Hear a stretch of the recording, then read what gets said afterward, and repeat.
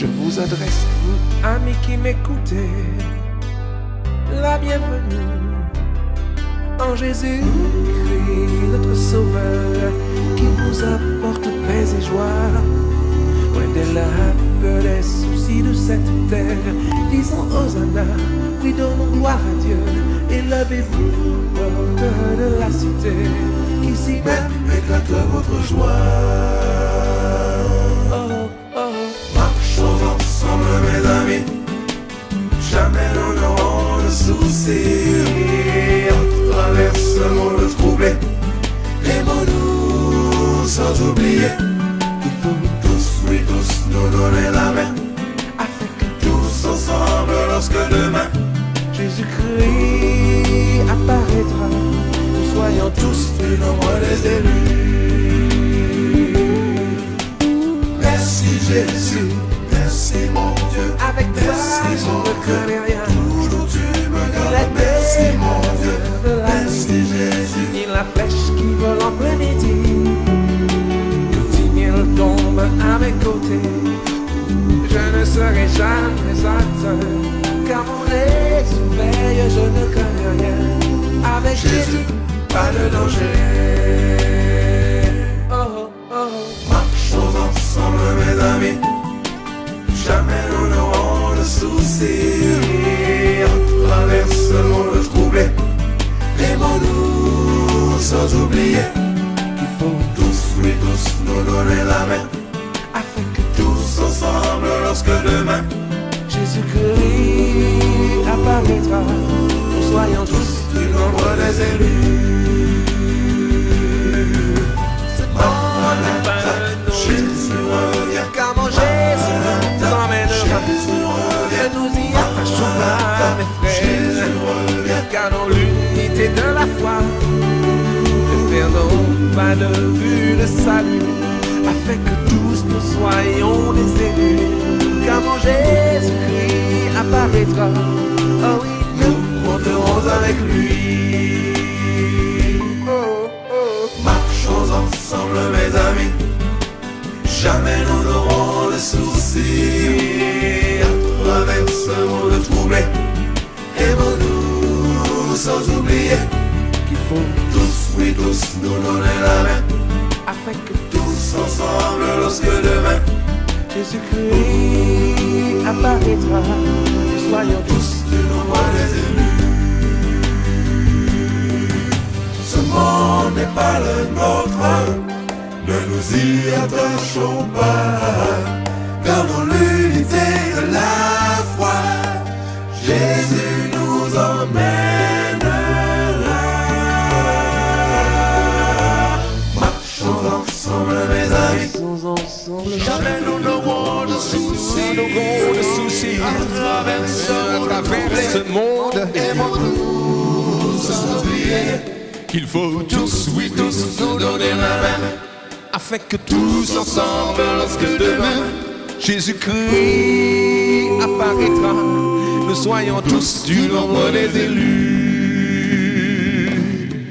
Gardons les yeux fixés sur Jésus, mon ami, gardons les yeux fixés sur Jésus. Gardons les yeux, mon frère, gardons les yeux fixés sur Jésus. Gardons les yeux, gardons les yeux fixés sur Jésus. Gardons les yeux fixés sur Jésus jusqu'au bout. Gardons les yeux fixés sur Jésus, mon ami. Gardons les yeux fixés sur Jésus. Gardons les yeux fixés sur Jésus.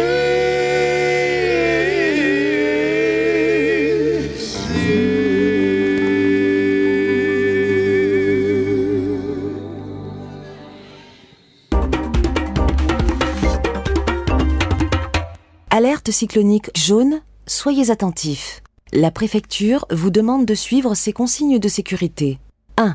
Tenez-vous informé de l'évolution du phénomène en restant à l'écoute des bulletins d'information météo. 2. Vérifiez vos réserves en alimentation, en eau, en éclairage, en médicaments. 3. Vérifiez votre poste de radio et vos piles. 4. Évitez d'entreprendre de longues randonnées en montagne ou à proximité des cours d'eau. 5. Ne prenez pas la mer pour une longue période.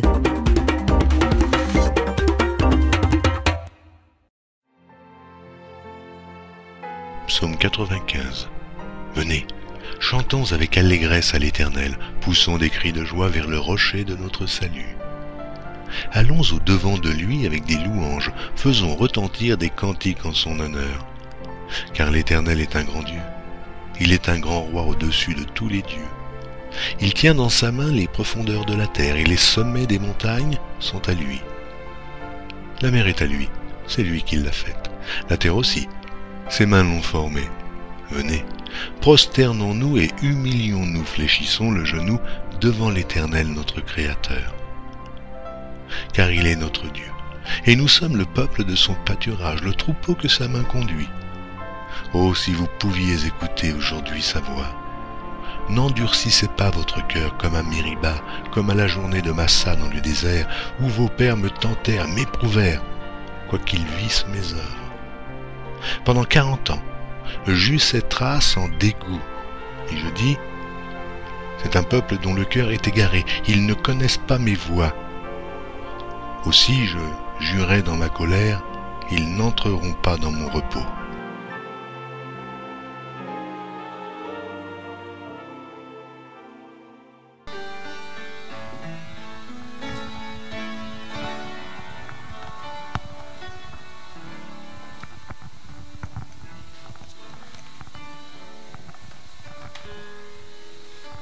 Bonjour chers frères et sœurs, bon sabbat. Avant de commencer notre moment de chant, nous allons incliner la tête pour la prière. Notre Père qui est aux cieux, Seigneur, nous te remercions pour tout ce que tu fais pour nous, Seigneur. Tu nous permets de venir pour te louer, pour t'adorer, Seigneur, et nous te remercions. Permets que ce programme puisse bien se passer. Au nom de ton Fils Jésus-Christ et pour ta gloire. Amen. Amen. Alors nous sommes contents d'être là en ce matin pour pouvoir louer le nom de l'Éternel. Alors nous vous invitons à chanter avec nous au numéro 511, toujours ta divine présence.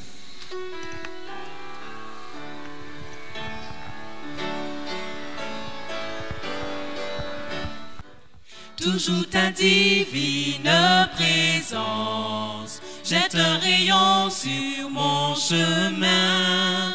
Et le cœur joyeux, je m'avance. Je n'ai pas peur du lendemain.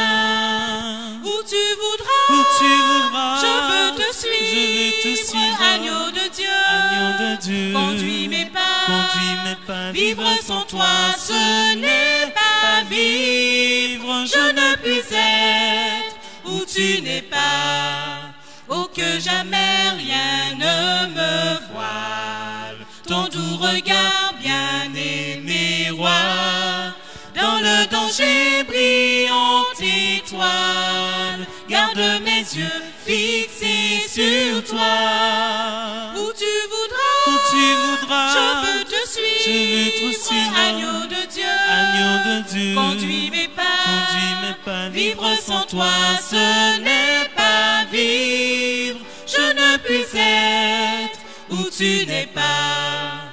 Auprès de toi, la vie est belle. C'est le bonheur, la liberté. C'est une jeunesse éternelle. C'est le ciel, la félicité. Où tu voudras, je veux te suivre, agneau de Dieu, conduis mes pas, vivre sans toi, ce n'est pas vivre. Je ne puis être où tu n'es pas. Nous sommes dans la présence de Dieu, n'est-ce pas magnifique? Maintenant, nous vous invitons à chanter, continuer à louer le Seigneur au numéro 512, Voir mon Sauveur face à face.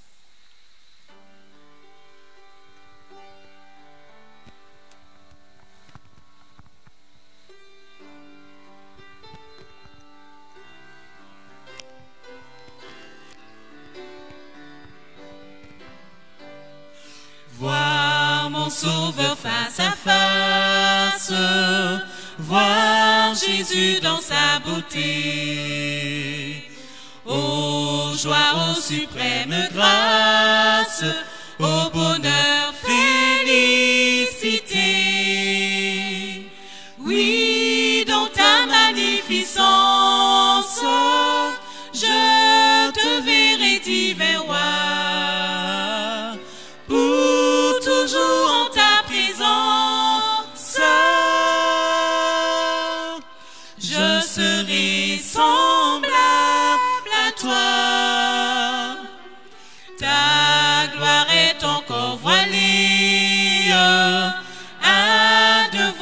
ensanglanté. Bientôt sera révélée ton ineffable beauté. Oui, dans ta magnificence, je te verrai, divin roi, pour toujours en ta présence. Je serai semblable à toi. Oh, quel transport d'allégresse quand tes yeux baissés sur moi me diront avec tendresse, je mourus aussi pour toi.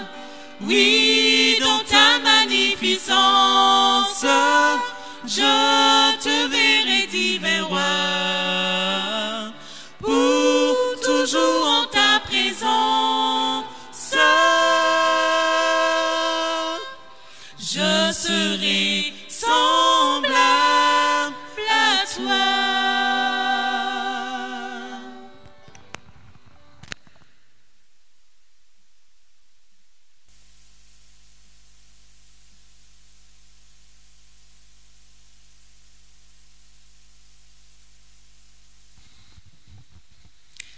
Alléluia. Louange à Dieu. Chrétiens, célébrons tous son nom et sa puissance.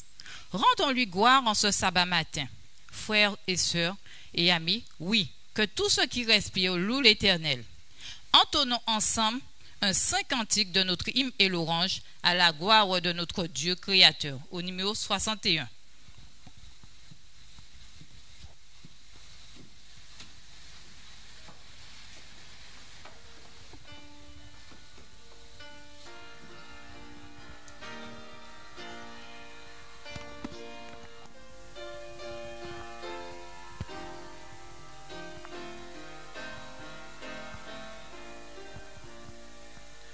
Entonnons un saint cantique à la gloire du Fils unique, Fils éternel du Dieu des cieux.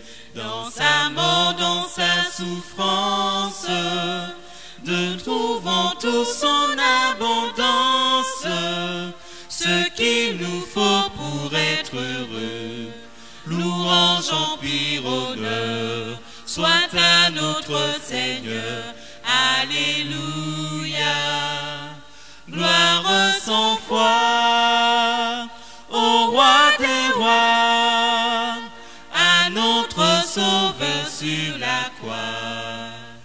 Divine source de vie, que tout en nous te glorifie et chante ta dilection, ta paix, ta grâce éternelle, de jour en jour se renouvelle sur l'heureux peuple de Sion. Louange, empire, honneur soit à notre Seigneur. Alléluia. Gloire sans foi au roi des rois, à notre Sauveur sur la croix. Jésus, reçois nos hommages, tu seras seul dans tous les âges, le cantique des rachetés, que sauvé par tes blessures et guéri par tes meurtrissures, tous nos cœurs te soient consacrés. Louange, empire, honneur soit à notre Seigneur. Alléluia. Gloire sans foi au roi des rois, à notre Sauveur sur la croix.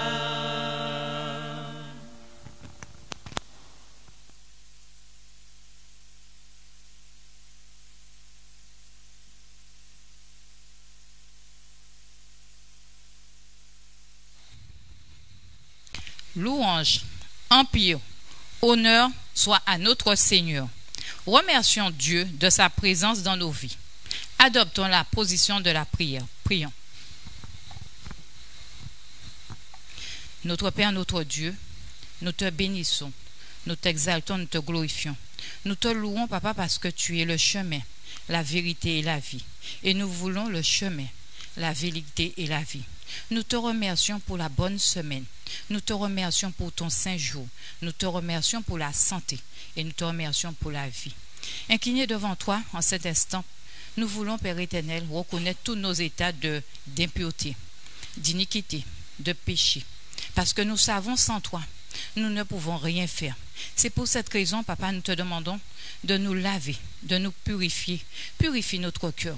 Donne-nous ton Saint-Esprit, afin que ton Saint-Esprit, Papa, puisse transformer notre cœur et que nous puissions ouvrir notre cœur et laisser entrer Jésus. Bénis ton peuple, bénis tes enfants, bénis ton assemblée, bénis ton église, Papa, bénis l'école du sabbat. Et Père éternel, nous te remercions encore pour tout. Fais-nous passer un bon sabbat. Je t'ai prié au nom de Jésus et pour ta gloire. Amen. Frères et sœurs et amis, bonjour. J'espère que vous avez passé une bonne semaine par la grâce de Dieu. En ce merveilleux jour, je vous souhaite un bon sabbat. Un soir, Nicodème s'est approché en cachette auprès de Jésus. Suivons leur conversation au chapitre 3 du livre de Jean, au verset 3 de notre Bible. Jean 3, verset 3. Jésus lui répondit, « En vérité, je te le dis, si un homme ne naît de nouveau, il ne peut voir le royaume de Dieu. » Amen. Nicodème, un docteur de la loi en Israël, un érudit, un spécialiste, un enseignant, aspirait à rencontrer le jeune maître Jésus. Histoire que nous pouvons lire dans Jean 3, versets 1 à 7. Mais pourquoi voulait-il voir Jésus? Nicodème voulait discuter avec lui. Un soir, en cachette, il se rendit auprès de Jésus. Que fit Jésus? Il lui exposa les principes fondamentaux de la vérité. Jésus vit que Nicodème avait davantage besoin de régénération spirituelle que de connaissances théoriques. Quel était le plus grand besoin de Nicodème? Il devait obtenir un cœur nouveau. Église de Dieu, tout comme Nicodème, quel est notre plus grand besoin? David nous dit dans le psaume 51, verset 10, texte que nous lirons ensemble, verset 51, psaume 51, verset 10, excusez-moi. Ô Dieu, crée en moi un cœur pur, renouvelle en moi un esprit bien disposé. Amen. Notre plus grand besoin, c'est que Dieu transforme notre cœur impur en cœur pur. Car nous savons que c'est du cœur que viennent les mauvaises pensées, les meurtres, les adultères, la débauche, le vol, les faux témoignages et les calomnies. Pour que les eaux qui jaillissent de notre cœur soient pures, il faut que sa source soit purifiée. Nous ne pouvons changer notre cœur, notre nature. Il y a seulement Dieu qui puisse opérer cette transformation en nous et purifier notre source. Dans Ézéchiel 36, verset 26, Dieu nous dit, « Je vous donnerai un cœur nouveau et je mettrai en vous un esprit nouveau. J'ôterai de votre corps le cœur de pierre et je vous donnerai un cœur de chair. » Amen. Voulez-vous laisser Dieu opérer cette transformation en vous? Changez votre cœur de pierre en cœur de chair? Notre cœur impur en cœur pur? En ce matin, je vous invite à laisser l'Esprit de Dieu prendre place en vous. Laissez l'Esprit de Dieu prendre place dans notre cœur, dans votre cœur. Laissez l'Esprit de Dieu aussi opérer ce changement, cette transformation en vous. Ensemble avec moi, dites, Seigneur, attire mon cœur à toi. Je te désire tout près de moi. Si telle est votre aspiration, entonnons ce chant au numéro 284, les strophes 1 et 2.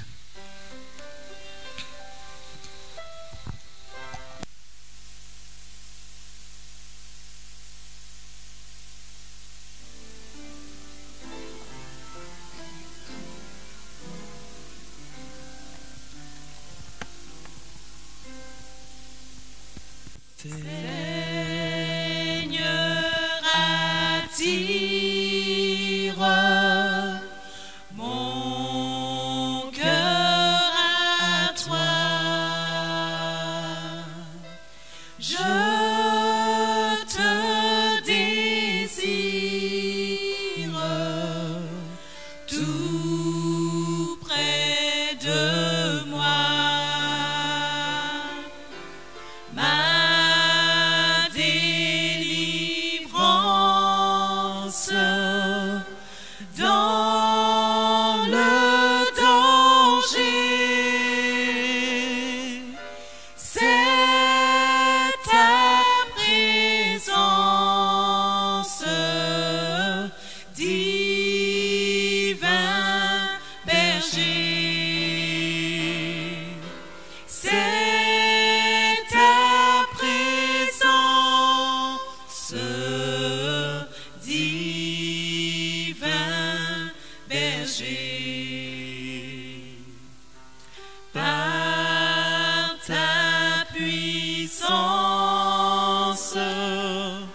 brise, soumets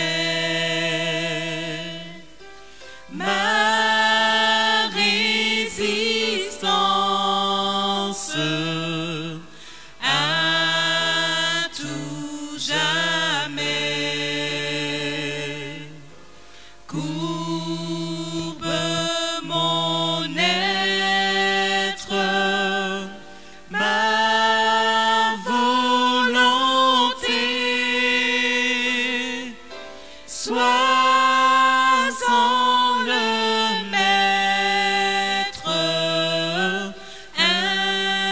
incontesté. Sois-en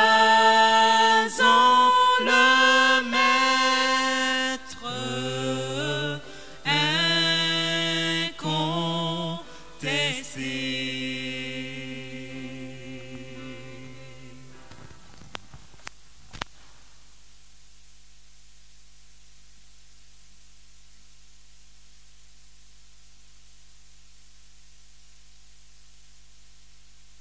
Prions. Père éternel, nous te remercions pour ce moment que tu as rendu possible. Nous te remercions pour les paroles de ce chant. Et nous te demandons, Père éternel, de nous attirer, attire notre cœur à toi. Mais papa, nous venons à toi tels que nous sommes, avec nos impuretés, avec nos péchés.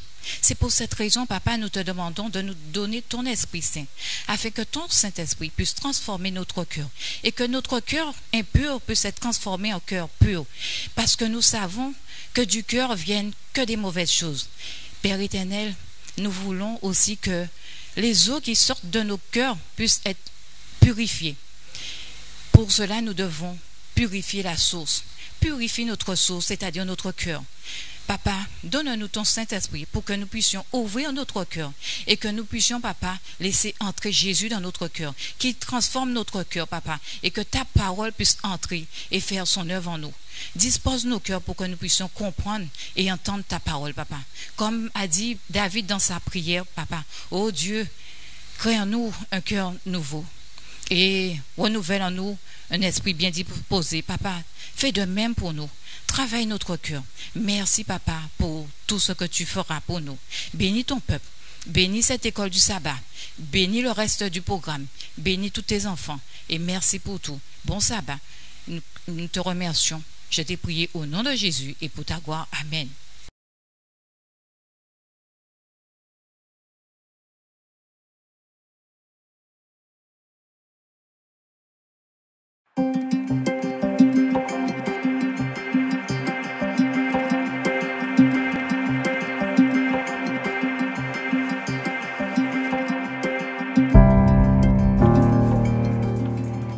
Nena fait ce que la plupart des possesseurs de chiens font.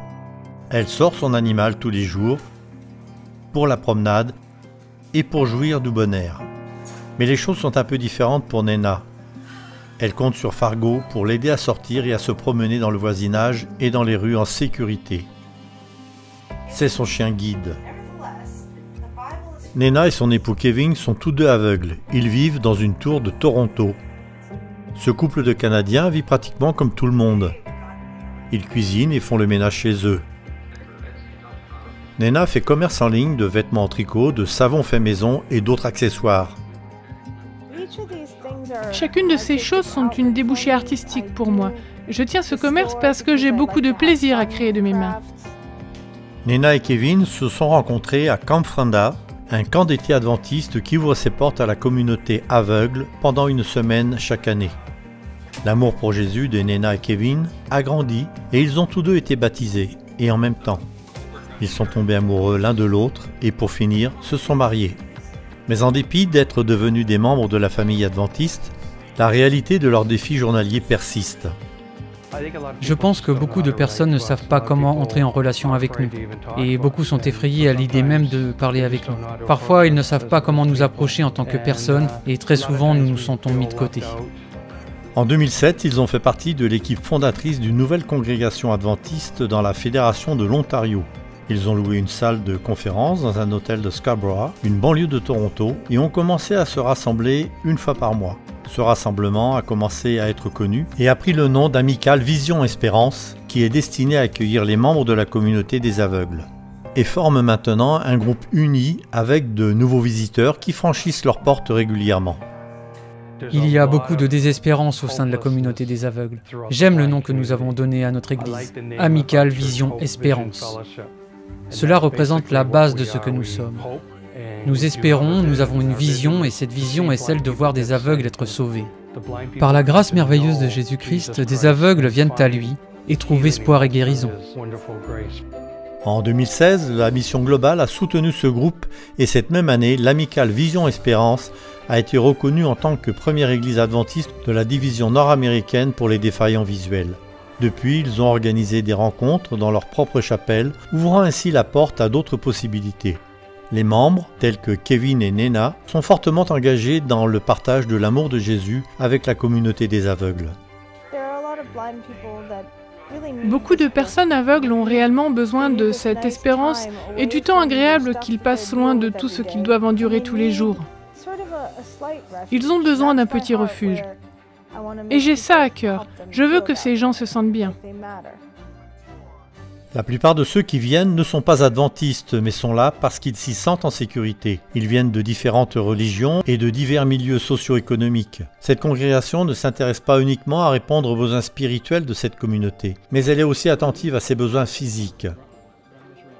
Pat, l'une des membres fondatrices, s'assure que les gens sont bien pris en charge. Elle donne aux nécessiteux des paquets de nourriture à emmener à la maison.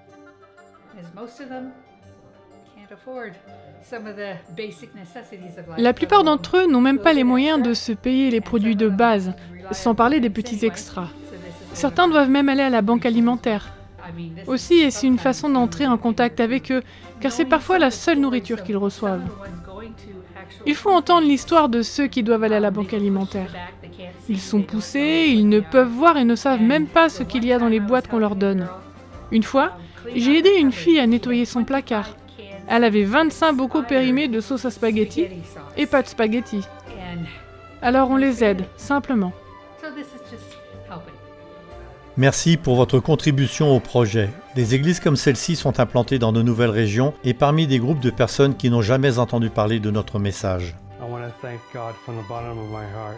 Je veux remercier Dieu du fond du cœur pour l'Église adventiste.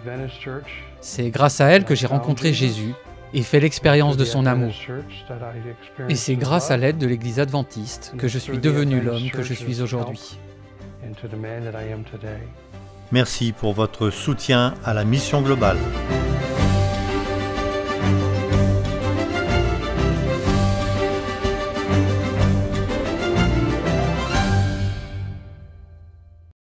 Comment on se protège les uns les autres après le confinement? On n'oublie pas le plus important, le Covid est toujours là et il est dangereux. Heureusement, on peut limiter sa transmission en respectant les bons gestes. Ainsi, on se protège soi, on protège ses proches et tous les autres. C'est quoi les gestes simples pour se protéger les uns les autres? On le sait, le plus important, c'est de se laver les mains très régulièrement, avec de l'eau et du savon pendant 30 secondes à chaque fois. On peut aussi utiliser de la solution hydroalcoolique. Quand on croise des gens, on reste à au moins 1 mètre de distance, dans les magasins, dans la rue, au travail. Et dans les transports, on évite autant que possible les heures de pointe. Même si on ne s'est pas vu depuis longtemps, on se salue sans se serrer la main, ni se serrer dans les bras.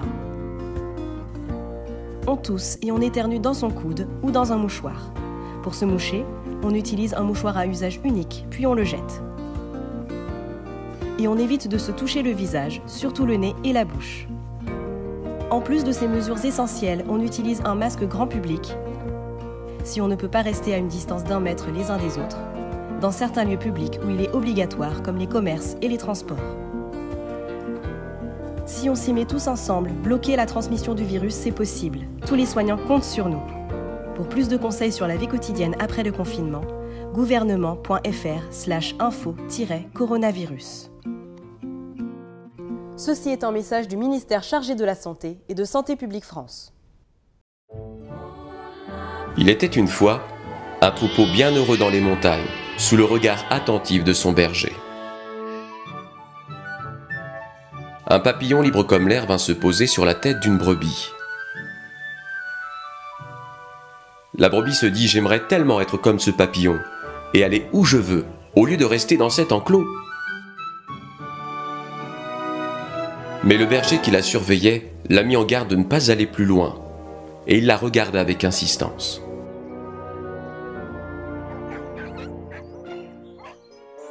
Profitant d'une occasion rêvée de s'échapper, la brebis fit le choix de désobéir à son berger en quittant le troupeau toute seule. Le berger remarqua très vite que son troupeau n'était pas au complet. Il compta jusqu'à 99. Il lui manquait une brebis. La brebis qui s'était éloignée s'était perdue.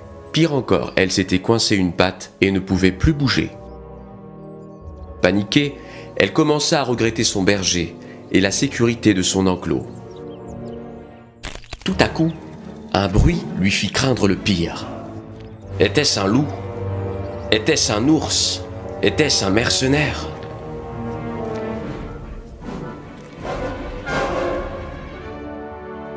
Ouf, se dit-elle, c'est mon berger qui vient à mon secours. Je vais rentrer chez moi. Le berger la mit sur ses épaules et la ramena dans son enclos, parmi le troupeau. Fou de joie, le berger alla se réjouir avec ses amis et proclama la bonne nouvelle partout.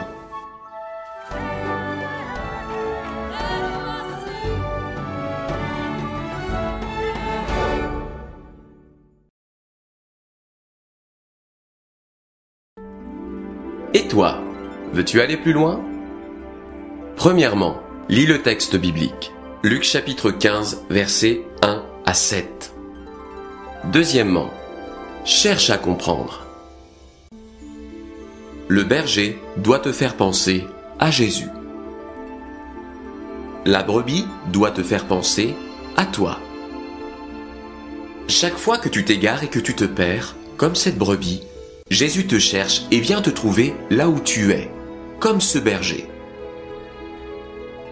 Dès qu'il te voit, la joie le remplit. Il te place sur ses épaules, te ramène et dit à tout le monde qu'il t'a sauvé. Par compassion, Jésus se présente à toi. Par amour, tu l'accueilles, tu te repens et tu le laisses te porter. Qui que tu sois, quoi que tu fasses, où que tu sois, Jésus sauve. Troisièmement, prie Dieu.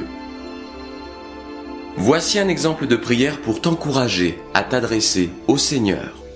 Père céleste, je me suis égaré, je suis loin de toi et je suis perdu.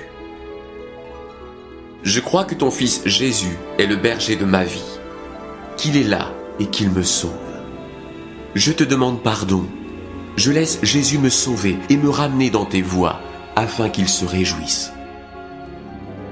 Amen.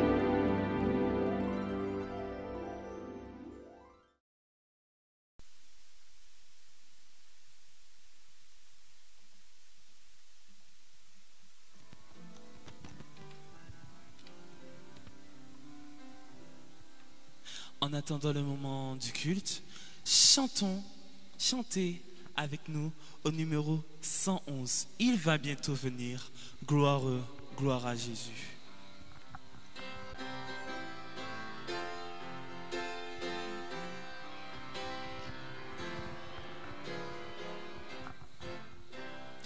Il va bientôt venir.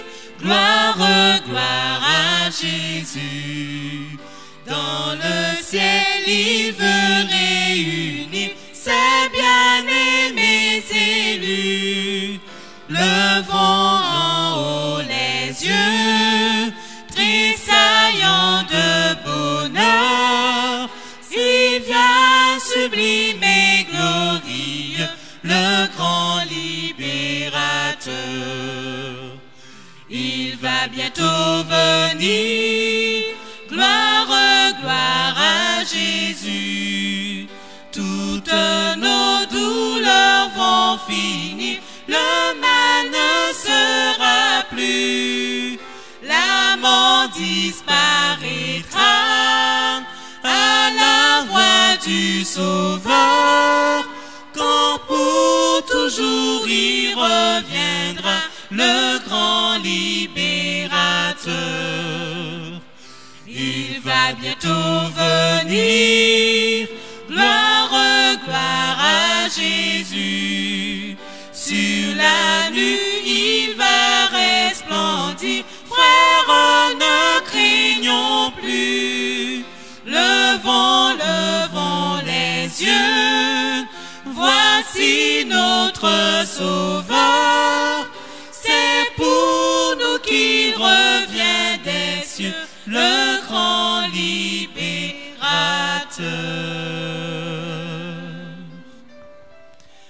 Tenons nos lampes prêtes. Chrétiens, préparons-nous au numéro 120.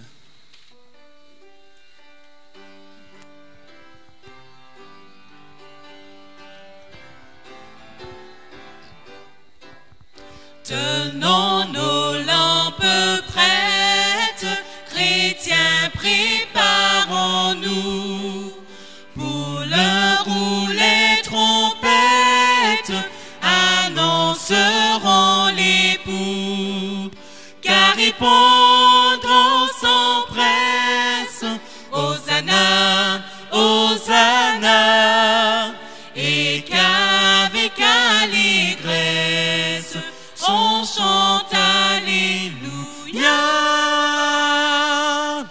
on chante Alléluia.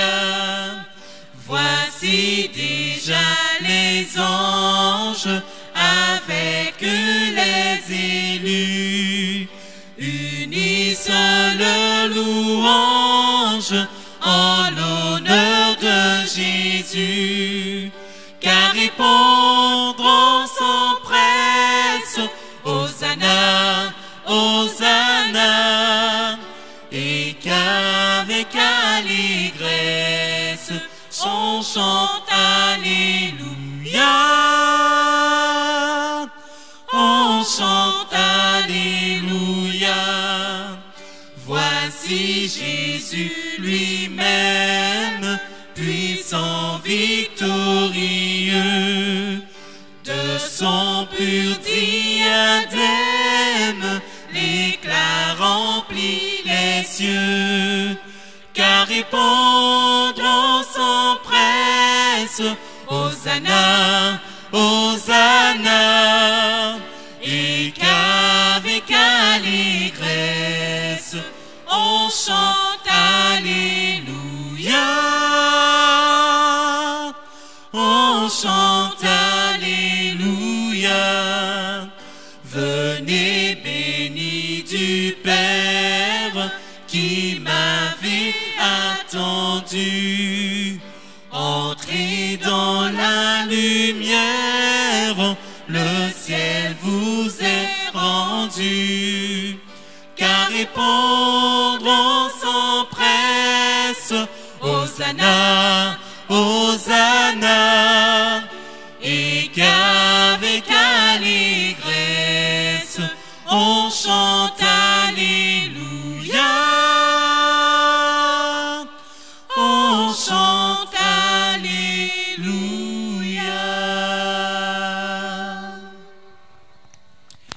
Christ est ressuscité, quand des chants joyeux, au numéro 80.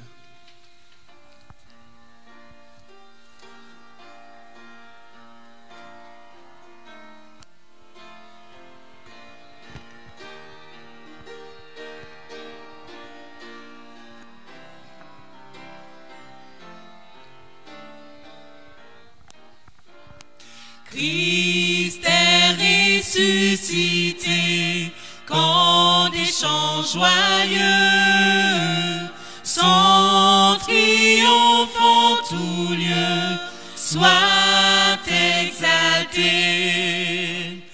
À toi la gloire et l'honneur, ô Sauveur, ô puissant Rédempteur. Du sépulcre tu sortis vainqueur, Prince de vie et Prince de paix. Gloire à toi, gloire à toi,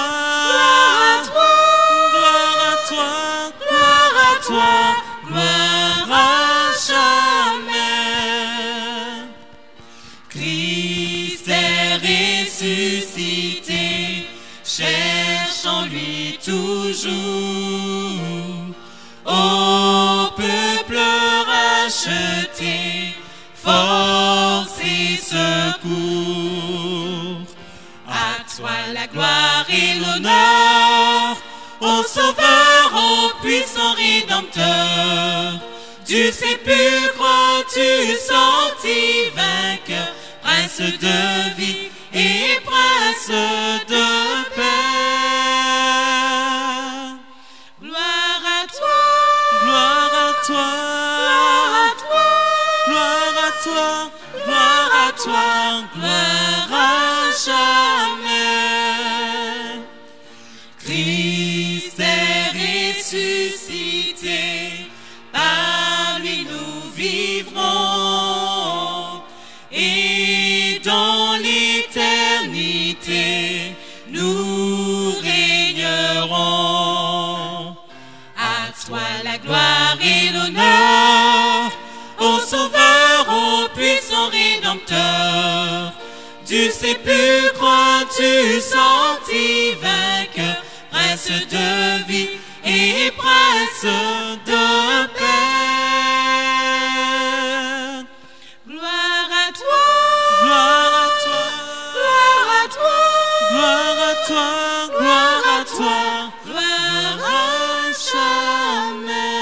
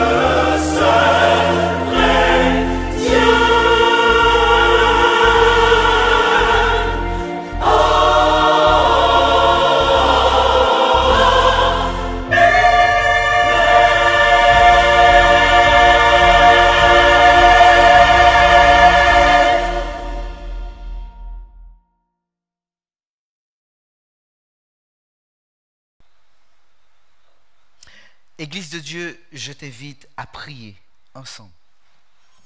On va se mettre à genoux. Notre Père et notre Dieu qui est dans les cieux, à toi soit l'honneur, la gloire, toute la louange et toute l'adoration, car tu es Dieu dans les cieux. Tu nous permets de célébrer en ce matin un jour de sabbat. Seigneur, nous soupirons après le grand sabbat de l'éternité. Mais c'est pourquoi nous apprécions chaque sabbat, Seigneur, de venir à tes pieds, pour que tu puisses nous oindre de ton Esprit Saint, pour que tu puisses nous oindre, Seigneur, de la fraîcheur de l'Esprit, et que les anges puissent être à nos côtés. Oh, ce matin, Seigneur, remplis-nous de ton Esprit. Alors que nous allons ouvrir ta parole, nous te demandons dans le nom de Jésus de bénir chacun de nous, et de bénir, Seigneur, ton Église, de bénir aussi ceux qui sont fidèles à ta parole et qui sont venus avec la dîme et les offrandes, de bénir, Seigneur, cet argent et permet qu'il puisse contribuer à faire avancer ton œuvre, car tu reviens bientôt. Oui, Seigneur, tu es en train de revenir et nous entendons, Seigneur, les pas de ton cheval, car tu es assis sur un cheval blanc. Tu reviens, Seigneur. Merci de nous donner la force de continuer le bon combat, de rester debout pour la sainte guerre et de glorifier ton nom au nom de Jésus, Père. Amen.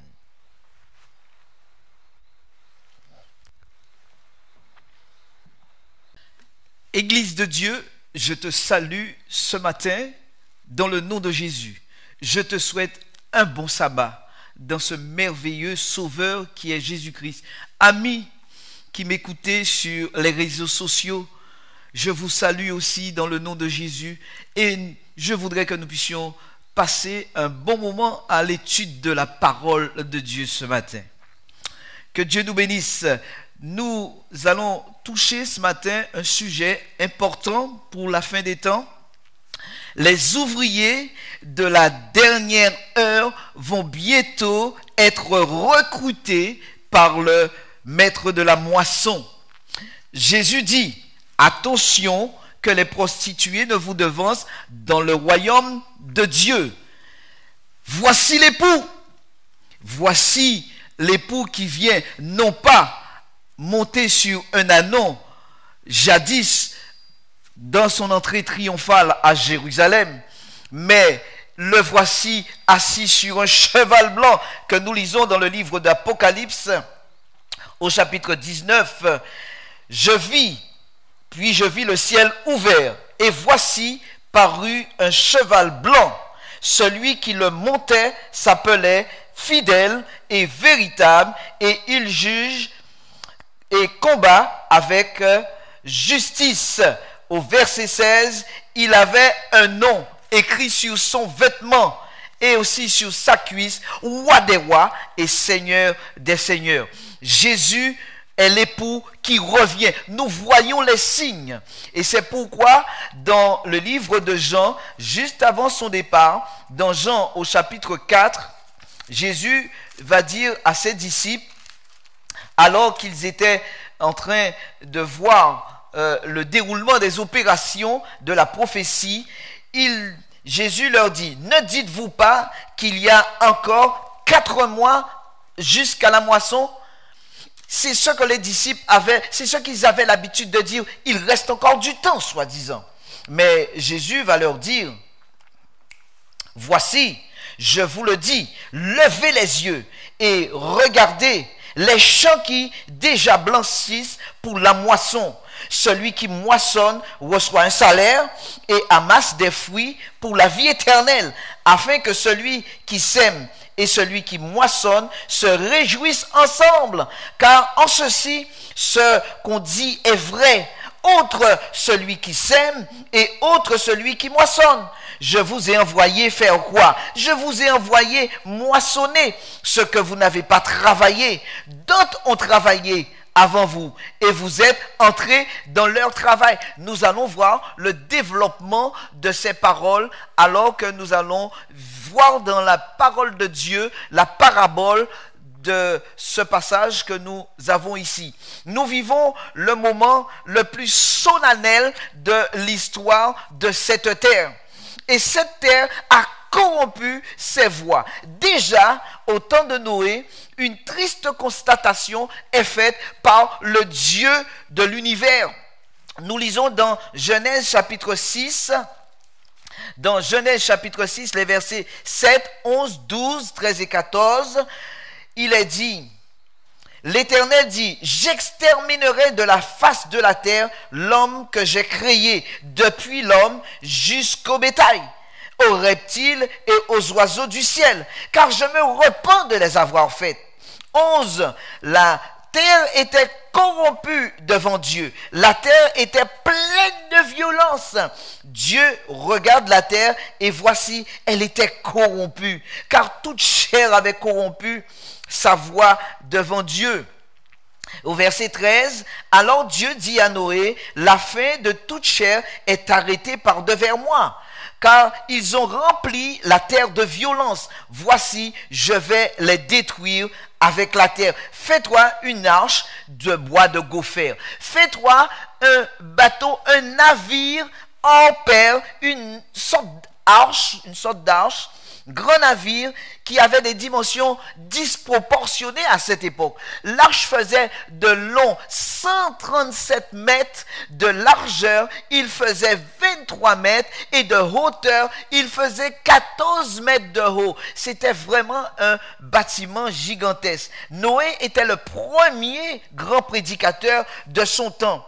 Et son temps de proclamation du message d'avertissement et de repentance a duré 120 ans, le temps de construire l'arche pour que tous les hommes qui étaient là, qui avaient participé à la construction de l'arche, puissent voir effectivement que Noé dit vrai et qu'il y a un salut pour tous.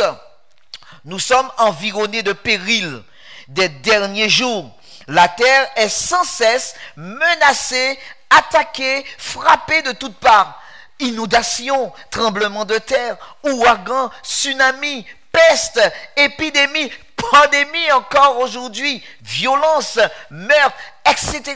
Nous pourrions multiplier les morts qui touchent la terre aujourd'hui. Mais des événements sans précédent, importants et terribles sont devant nous maintenant. Es-tu prêt? Es-tu prêt pour affronter ces moments difficiles, ces moments qui viennent sur nous? Car si tu n'es pas prêt, il va y avoir des difficultés pour toi de garder la foi. C'est pourquoi les 2 mois de confinement étaient un temps d'examen de conscience. Dieu a permis que nous puissions réfléchir pendant ce moment où nous n'avons rien à faire que d'étudier la parole. L'arche de Noé était prête. Mais combien de personnes sont rentrées dans l'arche? Combien de personnes ont accepté d'être sauvées? 8 personnes. 8 personnes. Dans Genèse chapitre 7, tout à côté, il est dit au verset 1, l'Éternel dit à Noé, entre dans l'arche, toi et toute ta maison, car je t'ai vu comment? Je t'ai vu juste devant moi parmi cette génération. Dieu a vu que Noé était juste parmi cette génération qui était pervertie, qui avait corrompu ses voies. Et oui, et nous voyons que dans ce temps où Dieu a détruit la terre, de même à l'époque de Lot, d'Abraham, son oncle, Lot était le neveu d'Abraham. L'ange dit à Lot de sortir pour sa vie des villes de Sodome et de Gomorrhe. Et combien de personnes ont été sauvées encore? Il y a eu Lot et ses 2 filles. Nous pouvons lire dans Genèse au chapitre 19, Genèse chapitre 19, versets 15 à 17, il est dit, dès l'aube du jour, les anges insistèrent auprès de Lot en disant, lève-toi, prends ta femme et tes 2 filles qui se trouvent ici, de peur que tu ne périsses dans la ruine de la ville. Et comme il tardait, les hommes le saisirent par la main, et lui, sa femme et ses 2 filles, car l'Éternel voulait les épargner. Ils l'emmenèrent et le laissèrent hors de la ville. Dieu veut sauver l'homme. Dieu a voulu sauver Lot. Il a voulu sauver la femme de Lot, mais aussi les 2 filles de Lot. Et nous connaissons l'histoire que malheureusement, une de ces personnes dans ce sauvetage a été perdue parce que n'ayant pas voulu écouter la parole de Dieu, ne voulant pas suivre les commandements de Dieu, eh bien cette personne a été perdue. Il n'y a que Lot et ses 2 filles qui ont été sauvées. Nous pouvons lire dans le livre de Luc, au chapitre 17, Luc au chapitre 17, et les versets 26 à 30, il nous est rapporté, ce qui arriva au temps de Noé arrivera de même au jour du Fils de l'homme. Les hommes feront quoi? Les hommes vont manger, vont boire, se marier et marier leurs enfants. Enfin, ils vont s'amuser jusqu'au jour où Noé va rentrer dans l'arche et le déluge va venir et il les fit périr tous. Et ce qui arriva au temps de Lot aussi arrivera pareillement. Les hommes feront quoi? Les hommes vont manger, vont boire et vont acheter, vont vendre, vont planter, vont bâtir. Mais le jour où Lot sortit de Sodome, une pluie de feu et de soufre tomba du ciel et les fit tous périr, et il en sera de même le jour où l'époux reviendra, où l'époux apparaîtra. Chers amis, il est dit dans la parole de Dieu, dans le livre de Proverbes, et j'aime bien ce que le sage dit dans Proverbes au chapitre 16, Proverbes chapitre 16, il nous dit au verset 20, il nous dit, celui qui réfléchit sur les choses trouve le bonheur, et celui qui se confie en l'Éternel est heureux. Celui qui réfléchit, c'est-à-dire il a entendu l'avertissement, il réfléchit pour ne pas prendre de mauvaises décisions, alors que ce temps de confinement nous permet de réfléchir sur nous-mêmes, ainsi sur la volonté de Dieu, mais aussi sur notre propre vie. Qu'allons-nous devenir? Que faisons-nous pour avertir les gens? Nous pouvons lire dans Proverbes chapitre 20 au verset 25, Proverbes 20 au chapitre 25, il nous est dit, c'est un piège pour l'homme que de prendre à la légère un engagement sacré et de ne réfléchir qu'après avoir fait un vœu. C'est un piège. On dira même que c'est un péché lorsque tu as pris un engagement avec quelqu'un. Et là, ce n'est pas quelqu'un, c'est un engagement avec Dieu. Lorsque tu t'es fait baptiser, eh bien, tu t'es engagé à travailler avec Dieu, à donner gloire à Dieu dans tout ce que tu fais, dans tout ce que tu dis, de tout ce que tu penses. Tu es un ouvrier avec Dieu. Tu es un angelos, un messager. Et c'est pourquoi, quand il te dit de réfléchir et de ne réfléchir qu'après avoir fait un vœu.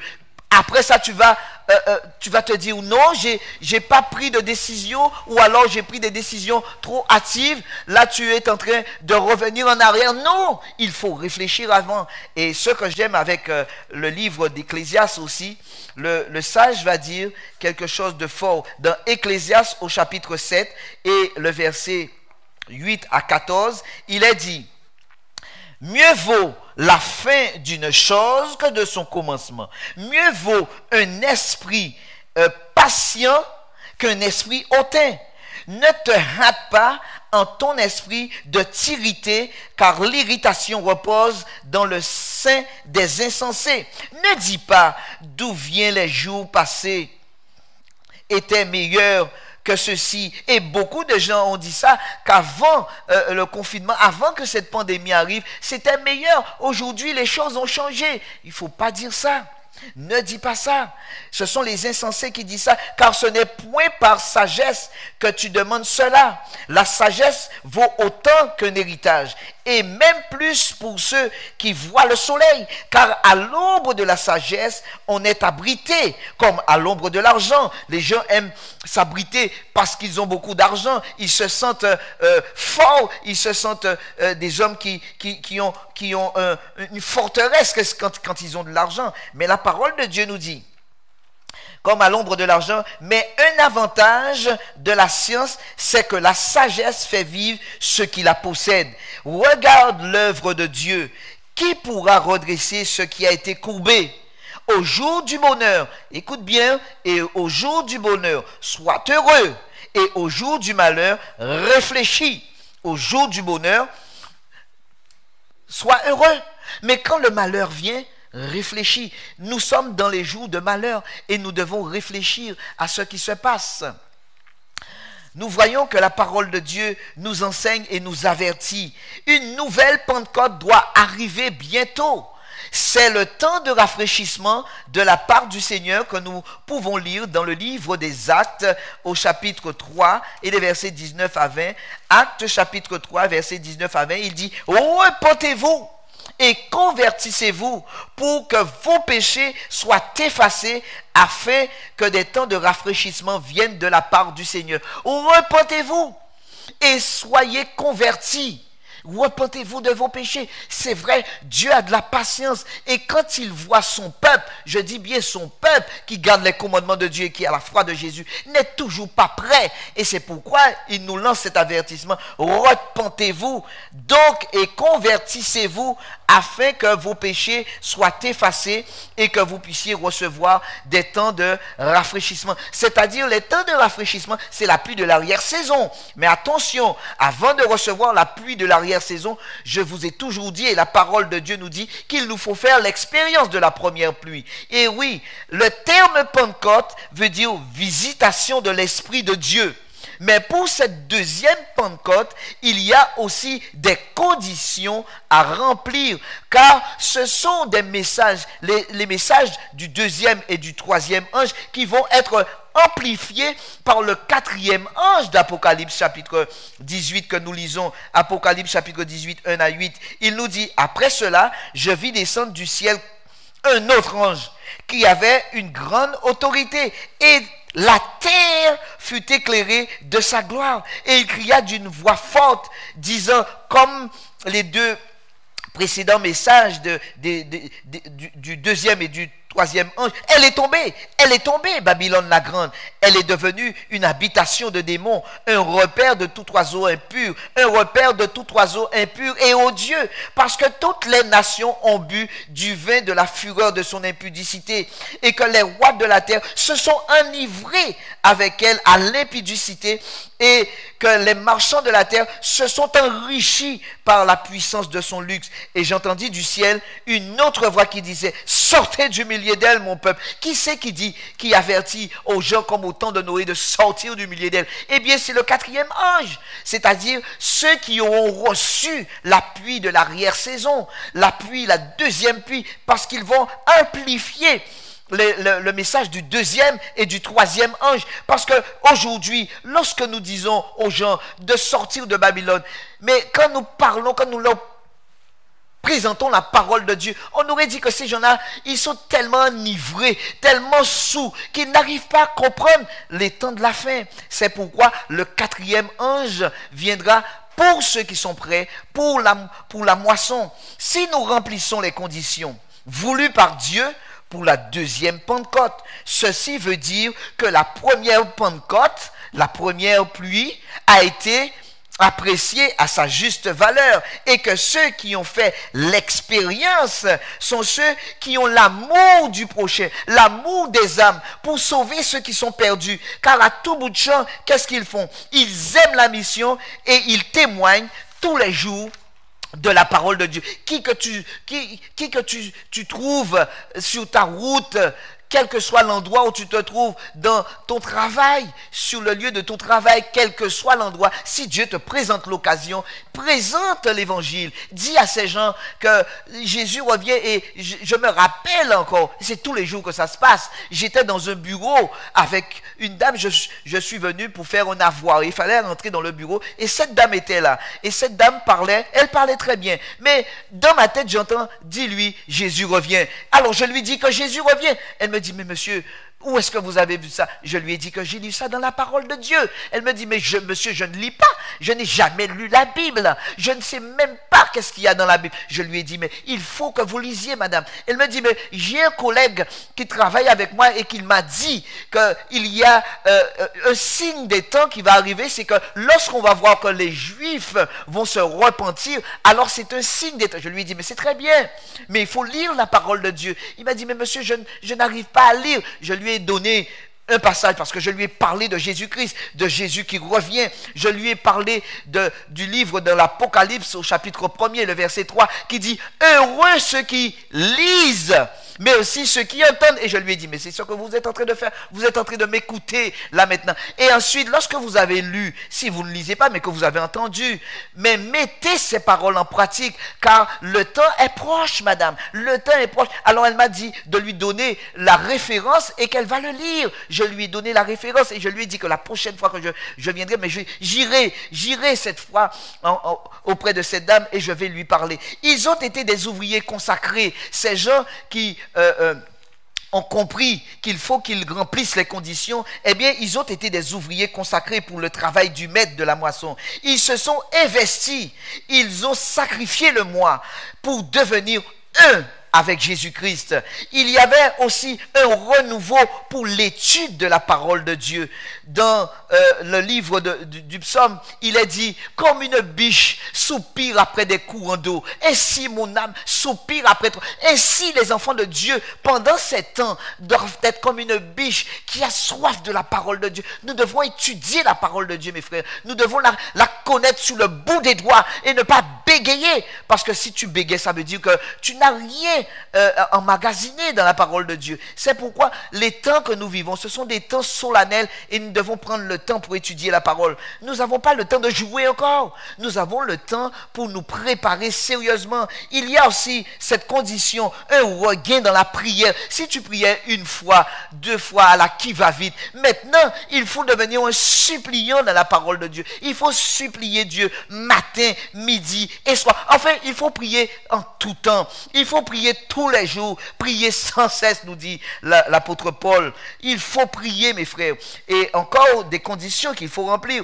Pour cela, il faut demander à Dieu tous les jours. Il faut dire à Dieu, baptise-moi du Saint-Esprit, baptise-moi du Saint-Esprit pour que je puisse annoncer ta parole. Et Dieu ouvre les portes, Dieu ouvre les cœurs et les gens vont vous écouter. Je le vis moi tous les jours, je vis ça tous les jours. Pour moi, c'est une passion de parler de Jésus-Christ.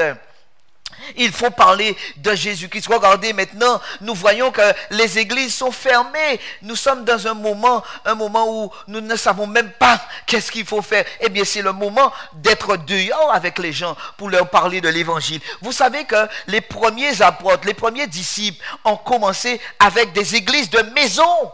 Et c'est ainsi que l'évangile a été un évangile de salut pour tous ceux qui venaient dans ces églises de maison. On n'allait pas dans les grandes églises. Et la sœur White dit que la fin va nous emmener à terminer l'œuvre avec des églises de maison. Des églises de maison. Il y a de l'efficacité dans les églises de maison. Encore une chose, Dieu a toujours appelé des ouvriers pour sa moisson. Dieu a toujours appelé des hommes et des femmes pour sa moisson. Et nous allons rentrer dans le sujet que nous allons traiter de la parabole dans Matthieu au chapitre 20. C'est une parabole qui est très, très, très intéressante. C'est le royaume des cieux est semblable à un maître de maison qui sortit dès le matin. Donc ce sont les ouvriers de la 11e heure. Donc Dieu va bientôt recruter les ouvriers de la dernière heure. Est-ce que tu feras partie de ces ouvriers? Est-ce que tu es prêt pour faire partie de ces ouvriers de la dernière heure pour que tu puisses avoir la puissance de l'esprit? Est-ce que tu te prépares en conséquence? Car ce sont ceux qui se préparent en conséquence, qui prient, qui méditent la parole de Dieu, qui fouillent dans la parole de Dieu, qui s'emmagasinent comme les vierges sages qui avaient de l'huile. Toutes ces paraboles se rejoignent ensemble. Et c'est pourquoi le maître de la moisson, quand il sort à quelle heure? Il sort le matin très tôt. Et quand il sort, qu'est-ce qu'il va faire? Il est sorti afin de louer des ouvriers pour sa vigne. Il convint avec eux 1 denier par jour. Et il les envoya dans sa vigne. Il sortit vers la 3e heure après, et il en vit d'autres qui étaient sur la place sans rien faire. Il leur dit, allez aussi à ma vigne et je vous donnerai ce qui est raisonnable. Et ils y allèrent. Ils sortirent de nouveau vers la 6e heure et vers la 9e heure et il fit de même avec eux. Étant sorti vers la 11e heure, il en trouva d'autres qui étaient sur la place et il leur dit, mais pourquoi vous tenez-vous ici toute la journée sans rien faire? Et ils lui répondirent, c'est que personne ne nous a loués. Allez aussi à ma vigne, leur dit-il.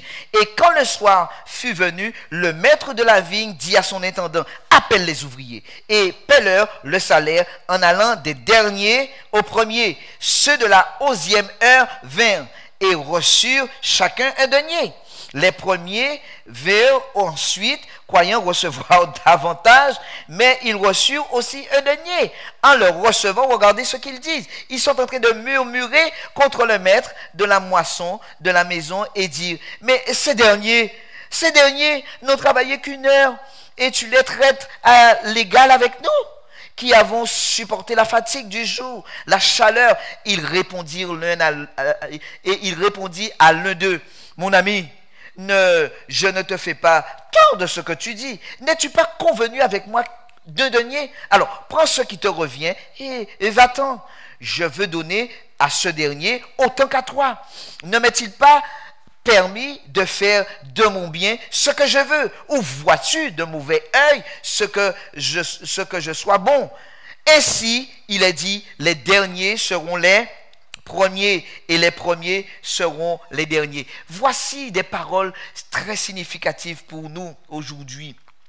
Nous devons comprendre que dans cette parabole, il y avait une grande leçon d'équité, de justice et de gratitude à considérer vis-à-vis de notre Créateur. C'était alors la coutume à cette époque pour les hommes qui cherchaient du travail de se rendre sur la place du marché très tôt et d'y attendre qu'un employeur vienne leur en proposer.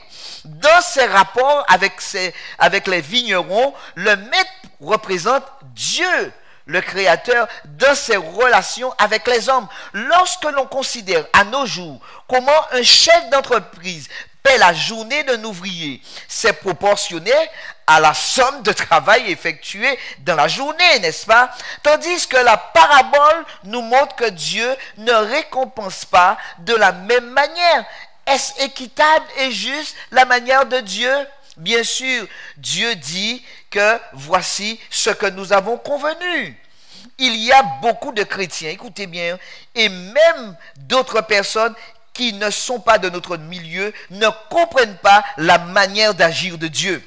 Mais ici, la parole de Dieu nous dit que dans cette parabole, Christ met en évidence les principes de son royaume qui n'est pas de ce monde et n'est pas dirigé par des lois humaines. Le maître de la maison se pose en tant que chef d'entreprise, patron respecté et très digne de confiance, car il convient avec les premiers ouvriers, il convient quoi? Une somme de 1 denier et pas plus, qu'il leur donnera par la suite, le soir venu.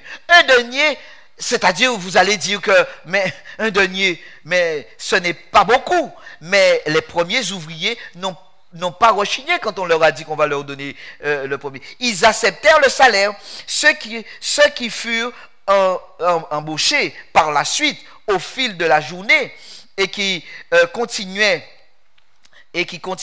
le maître dit au verset 4, « Je vous donnerai ce qui est raisonnable. » Il n'y a pas eu de montant convenu comme pour les premiers ouvriers, mais les autres ouvriers durent se confier en la parole de Dieu, du maître de la moisson, voyant qu'il sera juste et équitable.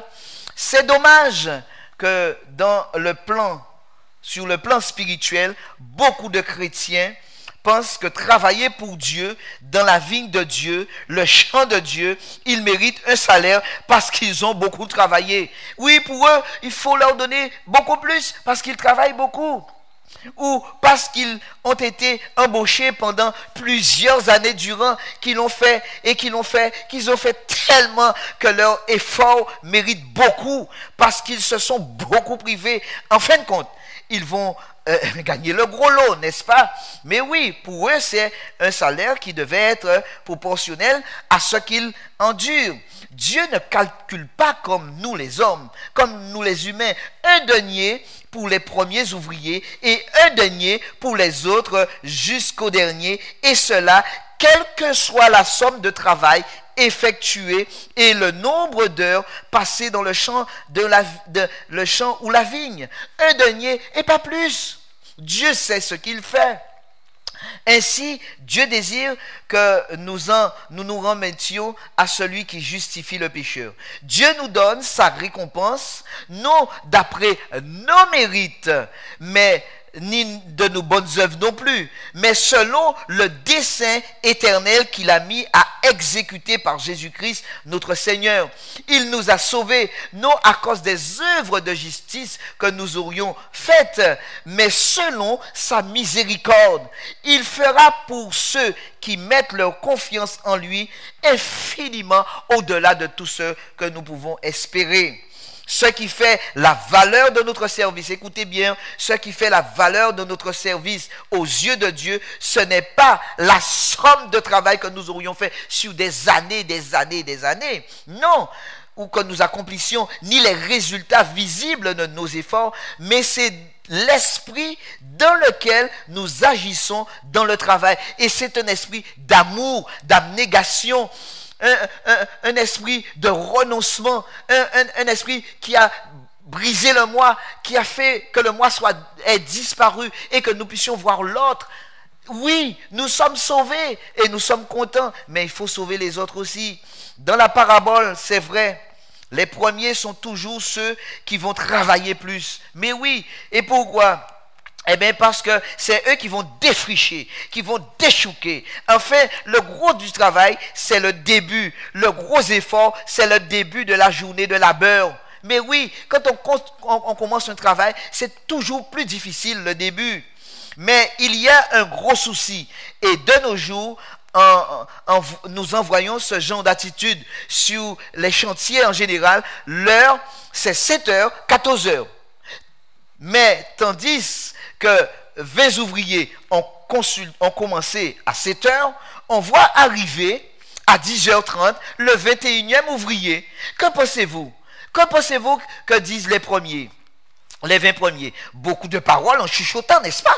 Mais dans la parabole, ça ressemble un peu à cet exemple que je suis en train de vous donner. Mais il y a une différence, c'est que le maître qui choisit, et c'est lui qui envoie ceux qui veulent travailler dans sa vigne et à l'heure qu'il veut aussi. Et il convient l'argent aussi qu'il doit leur donner. C'est le maître qui convient l'heure. S'il a décidé de l'embaucher à 11h, à 2h, à 3h, c'est lui, c'est son problème. Nous n'avons pas à lui faire la morale. Le maître de la vigne, c'est ce qu'il fait, puisque c'est lui le maître, le patron, et il fait ce qu'il veut dans sa vigne. Cette parabole, cependant, n'excuse nullement ceux qui ont entendu le premier appel à entrer dans la vigne, mais qui ont négligé d'y répondre. Il y a un grave danger chez certains chrétiens qui, en vertu de leur état de service, estiment plus de droits que les autres. Et ils sont à l'ouvrage avec un sentiment de supériorité et non avec un esprit d'abnégation et d'humilité. Ils pensent qu'ils sont, ils sont très bien vus, d'accord, mais il n'y a pas ça dans le royaume des cieux. Et rappelez-vous ce qui s'est passé. Il se peut qu'ils ont fait profession de servir Dieu de toute leur vie et qu'ils aient été les premiers à endurer la fatigue, les privations, les épreuves. C'est d'ailleurs la raison pour laquelle ils prétendent mériter une forte récompense. Ils pensent plus à la récompense qu'au privilège d'être un ouvrier avec Dieu. Être un ouvrier avec Dieu, ça c'est un grand privilège, un grand honneur que Dieu nous fait de travailler dans sa vigne. Ce n'est pas la somme que nous allons trouver. À leur point de vue, tous ces travaux et ces privations, ces épreuves leur donnent droit à une rémunération plus grande que celle de leurs compagnons parce qu'il n'en est pas ainsi. Ils en sont scandalisés. Mais oui, quand nous regardons les premiers, qu'est-ce que les premiers ont dit? Mais oui, les premiers ont dit, mais Seigneur, nous avons travaillé toute la journée et tu leur donnes le même salaire que nous. Mais non, le maître a dit, mais écoutez, je fais ce que je veux avec mon argent. Et le Seigneur dit, et ils disent au Seigneur, Seigneur, n'avons-nous pas fait ça? Regarde ce que nous avons fait. Nous avons travaillé pour toi, fait ces choses et fait ces choses. Il leur dira, je ne vous ai jamais connu. Je ne vous ai jamais connu. Pourquoi tu rechignes? La parabole doit nous faire comprendre d'autres vérités. Premièrement, lorsque nous regardons à premier abord, dès le matin, qu'est-ce qui se passe? Le maître sort le matin, donc à 6 heures du matin, première heure. Donc les premiers ouvriers, ce sont les Juifs. Les premiers ouvriers, ce sont les Hébreux. Quand ils ont été appelés à entrer dans la vigne du Seigneur depuis la sortie d'Égypte, ils en nourrirent de l'orgueil et devinrent les propres justes aux yeux des hommes, mais pas aux yeux de Dieu. Ils considèrent leurs longues années de service comme donnant le droit de recevoir une plus grande récompense que les hommes. Mais oui, comme ils ont été les premiers, ils pensent qu'effectivement, la parole de Dieu nous le dit, ils s'exaspèrent par-dessus tout lorsqu'on leur laissait entendre que les gentils, c'est-à-dire les païens, seraient l'objet de privilèges spirituels semblables à leur. Ils n'aimaient pas ceux qui n'étaient pas juifs et ils jugeaient indigne un non-juif et ne pouvant pas faire partie du peuple des sauvés. Et d'ailleurs, nous lisons ça dans la parole de Dieu. À la venue de Jésus, les mêmes attitudes régnaient chez les Juifs. Les Juifs ne sont pas toujours le peuple de Dieu en général. Regardez bien quand nous lisons dans Éphésiens au chapitre 2, Éphésiens chapitre 2, nous lisons les versets 9 à 18, il est dit, ce n'est point par les œuvres, afin que personne ne se glorifie, car nous sommes son ouvrage, ayant été créés en Jésus-Christ, pour des bonnes œuvres que Dieu a préparées d'avance, afin que nous les pratiquions. C'est pourquoi, vous autrefois, païens dans la chair, appelés incirconcis par ceux qu'on appelle circoncis et qui le sont dans la chair, par la main de l'homme, souvenez-vous que vous étiez en ces temps-là sans Christ, privés du droit de cité en Israël, étrangers aux alliances de la promesse, sans espérance et sans Dieu dans le monde. Mais maintenant, en Jésus-Christ, vous qui étiez jadis éloignés, vous avez été rapprochés par le sang de Jésus-Christ. Car il est notre Père, lui qui des deux n'en a fait qu'un, et qui a renversé le mur de séparation, l'inimitié, ayant ainsi anéanti par sa chair la loi des ordonnances dans ses prescriptions, afin de créer en lui-même avec les deux un seul homme nouveau en établissant la paix et de les réconcilier l'un avec l'autre et en un seul corps avec Dieu par la croix, en détruisant par elle l'inimitié, et il est venu annoncer la paix à vous qui étiez loin et la paix à ceux qui étaient près, car par lui, nous avons les uns les autres accès auprès du Père dans un même esprit. Oui, ce n'est pas que nous sommes meilleurs qu'un autre, mais les Juifs pensaient qu'ils étaient le peuple élu de Dieu et que les non-Juifs ne devaient pas avoir accès. Donc, au verset 3 et au verset à la 3e heure du jour, donc ça veut dire à 9 heures du matin, 3e heure du jour. Donc, le maître de la maçon va encore sortir et va encore embaucher. Alors donc, cette deuxième embauche symbolise les 12 apôtres, les 12 disciples de Jésus. N'est-ce pas? Et regardez bien comment ils se comportaient l'un envers l'autre. N'est-ce pas moi, le Seigneur, qui vous ai choisi, dit Jésus? Allez, je vous envoie comme des brebis à la boucherie. Le début de l'Église, la fondation de l'Église de Dieu, le christianisme prit naissance dans le sang, dans les privations, dans les moqueries, dans le rejet. Ils étaient vraiment des hommes qui étaient rejetés, le rebut du monde. Et nous pouvons lire dans 1 Corinthiens chapitre 9, nous voyons ce que la parole de Dieu dit. 1 Corinthiens chapitre 9, les versets 23 à 27. Il est dit, « Je fais tout à cause de l'évangile, afin d'y avoir part. Ne savez-vous pas que ceux qui courent dans le stade courent tous, mais qu'un seul remporte le prix? Courez! Courez, dit-il, de manière à le remporter. Tous ceux qui combattent s'imposent toute espèce d'abstinence. Pourquoi? Pour une couronne. Et ils le font pour obtenir cette couronne corruptible. Mais nous, faisons-le, courons, non pas pour une couronne corruptible, mais courons pour avoir une couronne incorruptible. Et Paul dit, moi donc, je cours, non pas comme à l'aventure, comme battant l'air, je frappe, non pas comme battant l'air, mais je traite comment mon corps, je le traite durement et je le tiens assujetti, de peur d'être moi-même rejeté après avoir fait quoi? Après avoir prêché aux autres. Lorsque nous prêchons la parole de Dieu, il faut que nous soyons, que nous nous oublions nous-mêmes, que nous ne puissions pas penser, ah oui, lorsque nous allons présenter la parole de Dieu, ah oui, il y a des chiens, ah oui, il y a ceci, il y a cela, ah la personne ne va pas me recevoir. Il ne faut pas penser à tout ça. Si vous pensez à tout ça, ça veut dire que l'Esprit de Dieu n'habite pas en toi. Tu as peur. Oh, quand Paul a dit à Timothée, ce n'est pas un esprit de timidité que Dieu nous a donné, mais un esprit de force, d'amour et de sagesse pour prêcher son évangile. Oui, la deuxième vague d'ouvriers qui a été embauchée à la 3e heure, c'est-à-dire à 9 heures du matin, ont été les disciples. Jésus ne fixe pas de salaire pour eux, mais ils sont contents d'être outragés pour leur sauveur, contents d'être à son service désintéressé. Leur salaire sera raisonnable et ils le savent. Puis nous voyons au verset 5 qu'à la 6e heure du jour, le maître de la maçon va encore aller chercher d'autres ouvriers. Et cette 3e vague, à la 6e heure, ça veut dire à midi. À midi, les gens ont été embauchés par le maître de la moisson. Eh bien, cela symbolise William Miller et les Millerites. C'est le fondement de l'adventisme qui commence. Et ils prêchent l'évangile dans le champ, car la terre était fertile à cette époque. Et beaucoup à cette époque ont accepté Jésus, sont venus à l'évangile. Et pourquoi? Parce qu'ils entendaient que Jésus était sur le point de revenir. Aujourd'hui, c'est pas ce que nous voyons les signes. Est-ce que vous êtes convaincus que Jésus revient? Est-ce que tu es convaincu que Jésus revient? Est-ce que tu es prêt? Est-ce que tu es prêt pour recevoir la pluie de l'arrière-saison?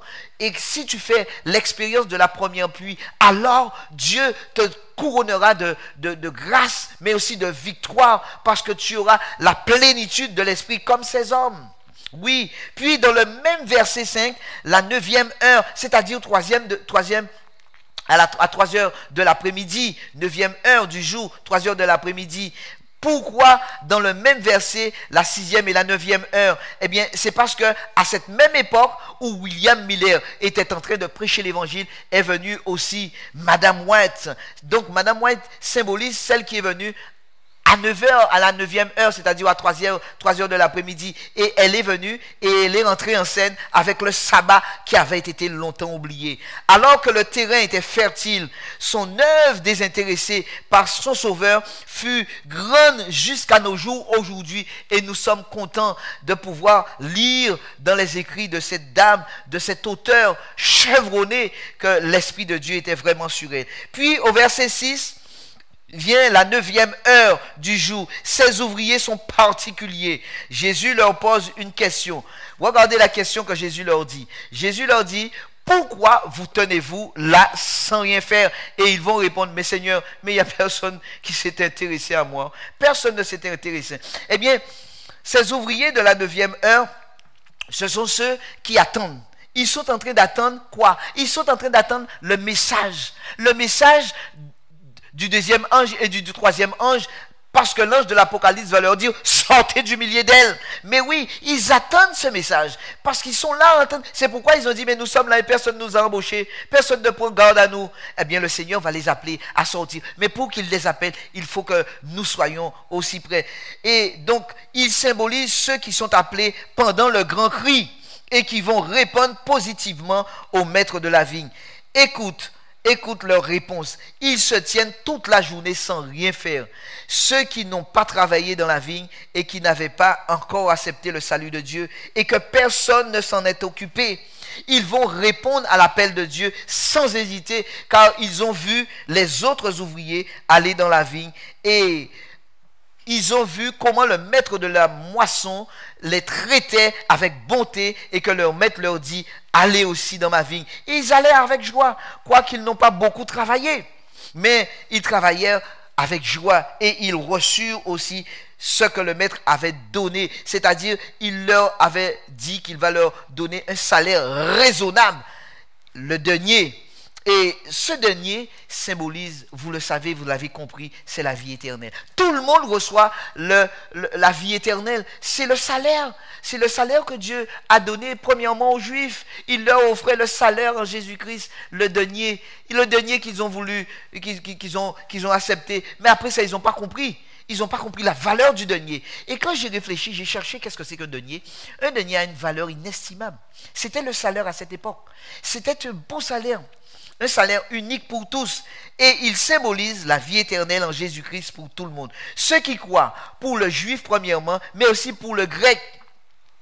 Ainsi, Église de Dieu, cette parabole est un avertissement pour tous les ouvriers du Seigneur. Mais oui, nous voyons que l'Église, dans sa position aujourd'hui, doit se réveiller, doit se réformer, doit comprendre que nous sommes dans l'heure où Dieu va recruter les ouvriers de la dernière heure.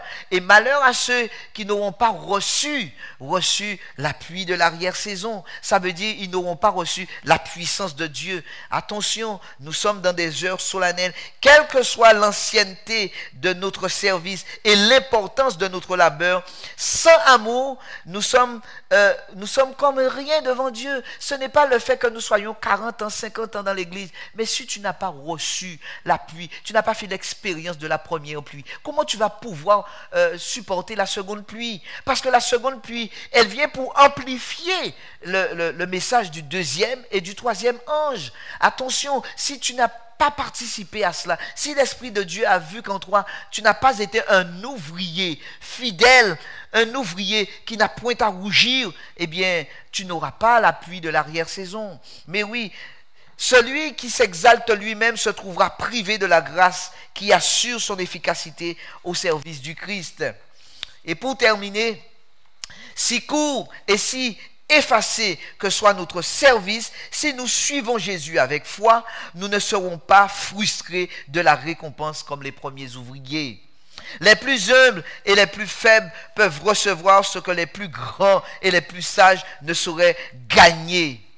Les portes d'or du ciel ne s'ouvrent et ne s'ouvriront jamais devant les orgueilleux ni devant les hautains, mais elles céderont à la timide poussée de l'humble serviteur de Dieu qui se serait soumis à l'Esprit de Dieu. Magnifique sera la récompense de la grâce, réservée à ceux qui auront travaillé pour Dieu dans la simplicité et dans la foi et de l'amour. Nous lisons pour terminer ce dernier verset dans Éphésiens au chapitre 3, les versets 13 à 21. Il nous est dit, aussi, je vous demande de ne pas perdre courage à cause de mes tribulations pour vous. Elles sont votre gloire. À cause de cela, je fléchis les genoux devant le Père de notre Seigneur Jésus-Christ, duquel tire son nom toute famille de la terre, dans les cieux et sur la terre, afin qu'il vous donne, selon la richesse de sa gloire, d'être puissamment fortifié par son esprit dans l'homme intérieur, en sorte que Christ habite dans vos cœurs par la foi, afin que, étant enracinés et fondés dans l'amour, vous puissiez comprendre avec tous les saints quelle est la largeur, la longueur, la profondeur et la hauteur, et connaître l'amour de Christ qui surpasse toute connaissance, et en sorte que vous soyez remplis jusqu'à toute la plénitude de Dieu. Et c'est pourquoi Paul disait que l'amour de Dieu nous presse. L'amour de Dieu nous presse. Or, celui qui peut faire par la puissance qui agit en nous infiniment au-delà de tout ce que nous demandons ou pensons, à lui soit la gloire dans l'Église et en Jésus-Christ dans toutes les générations au siècle des siècles. Amen. Dieu désire que nous puissions recevoir la plénitude de l'Esprit, car l'époux vient. L'époux est en train de venir, non pas sur un ânon, mais sur un cheval blanc, et avec lui, il y a toute l'armée des cieux assis sur un cheval blanc qui l'accompagne. Jésus est en train de revenir. Nous voyons les signes. Si tu n'es pas encore prêt, reviens à Jésus. Refais-toi une nouvelle santé dans la parole de Dieu. Remets-toi en examen. Regarde d'où tu es sorti et où Jésus t'a emmené, pour que tu puisses glorifier le nom de Jésus-Christ quand il reviendra. Ne fais pas la timide, ne regarde pas à droite et à gauche en disant, mais celui-là, non. Jésus te dira, mais qu'importe, laisse-le. Toi, suis-moi. C'est pourquoi il nous faut suivre Jésus. Et la parole de Dieu nous dit dans Apocalypse chapitre 14, voici les 144 000 font quoi? Ils suivent l'agneau partout où il va. Ils suivent l'agneau partout où il va. Jésus a été où? Jésus a été sur les chemins de la privation. Jésus a été sur les chemins de la recherche des âmes. Jésus a été celui qui a frayé le chemin et il a laissé le chemin ouvert pour les autres ouvriers qui sont venus. Les ouvriers de la dernière heure seront ensemble avec les ouvriers de la première, de la 6e, de la 9e heure. Ainsi nous serons tous ensemble et tous nous allons recevoir un denier, la vie éternelle en Jésus-Christ. Que Dieu nous bénisse et nous fortifie. Nous allons prier. Notre Père et notre Dieu, nous te remercions, Père, de nous avoir accordé ta grâce et ta paix, d'avoir ouvert le Saint-Livre et de trouver, Seigneur, la récompense pour ceux qui ont été fidèles, pour ceux qui se seront engagés et qui ont réfléchi. Car en faisant cet engagement, nous nous engageons nous-mêmes à dire, oui Seigneur, me voici, envoie-moi. Seigneur, aide-nous à comprendre. Aide ton Église à se réveiller. Aide ton Église à se mettre debout, en marche, en avant, pour le mettre debout, pour la sainte guerre. Seigneur, aide ton Église à se fortifier, à s'encourager mutuellement. Et oui, chacun de nous, encourageons-nous à nous dire, lève-toi, il est temps d'aller, il est temps pour la guerre, car nous voyons que la moisson est déjà blanche. Oui, allons les avertir. Seigneur, aide-nous à recevoir, Seigneur, le Saint-Esprit, oui, le Saint-Esprit, pour que nous puissions être puissamment fortifiés et encouragés par les paroles. Merci d'avoir entendu notre prière et bénis-nous, nous t'avons prié au nom de Jésus. Amen. Bon sabbat à tous.